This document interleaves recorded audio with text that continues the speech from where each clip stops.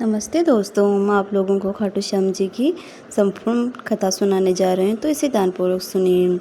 खाटू श्याम जी की कथा महाभारत काल से प्रारंभ होती है। महाभारत काल में पांडवों के वनवास के दौरान भीम ने नागलोक की राजकुमारी मौरवी से विवाह किया था।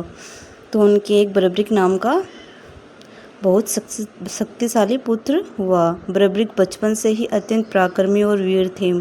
उन्होंने गुरु से धनुर्विद्या सीखी और भगवान शिव की आराधना की और 3 अमोघ बाण प्राप्त किए, जिनमें 3 वरदान थे।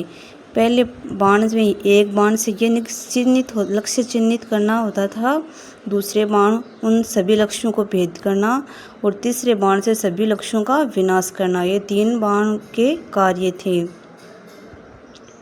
साथ ही उनके पास अचूक धनुष था, जो कभी लक्ष्य से चूकता नहीं था। जो लक्ष्य वह साधता था, उसमें वह सफल होता था। जब महाभारत का युद्ध शुरू होने वाला था, तब बरबरीक ने युद्ध में भाग लेने का निश्चय किया। उनकी माता मौरवी ने शर्त रखी कि वे कमजोर पक्ष का साथ देंगे। इसका अर्थ था कि जैसे ही वे किसी पक्ष में होंगे, वह पक्ष मजबूत हो जाएगा और वे फिर कमजोर पक्ष में चले जाएंगे। इससे युद्ध अनंत काल तक चलेगा।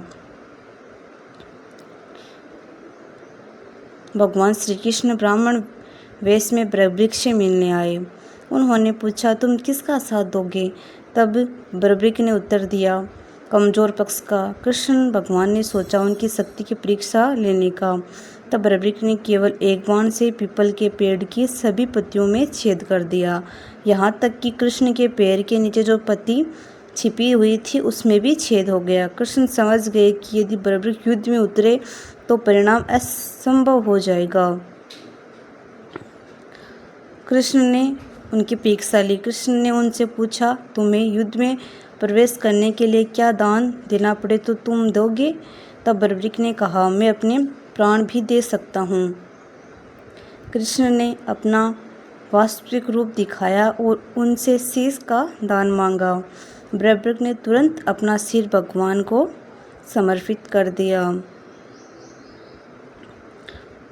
कृष्ण ने बरबरीक का शीश एक ऊंचे पर्वत पर रख दिया, ताकि वह संपूर्ण महाभारत युद्ध को अच्छी तरीके से देख सके। युद्ध समाप्त होने के बाद में भगवान श्री कृष्ण ने पूछा, तुम्हारे अनुसार युद्ध में किसने विजय पाई?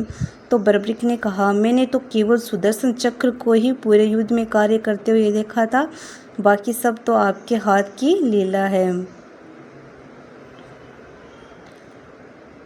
युद्ध के बाद श्री कृष्ण ने बरबरीक को वरदान दिया, भगवान श्री कृष्ण ने कहा, कलयुग में तुम श्याम नाम से पूजे जाओगे, जो मेरा ही एक स्वरूप है। तुम्हारे दरबार में आने वाला कोई भी भक्त खाली हाथ नहीं जाएगा।